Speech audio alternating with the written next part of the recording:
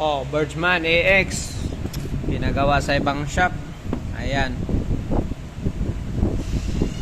Boss, paano mag-adjust na oras dito sa EX? Anong adjust? Yung oras. Oh.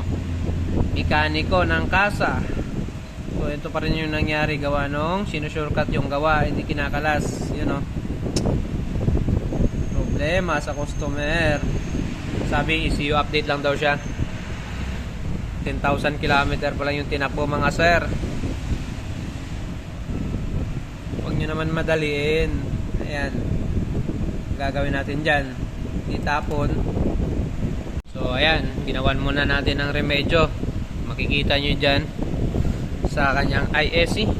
Hindi na pantay yung spring yung pagka-roll nya. Yun o. Straight na siya. So gagawin muna natin ng paraan. Pero syempre papabili natin siya ayon sa standard na spring ng Birdsman na to. Alright? Tapos update natin. Titignan natin kung titino na ba to.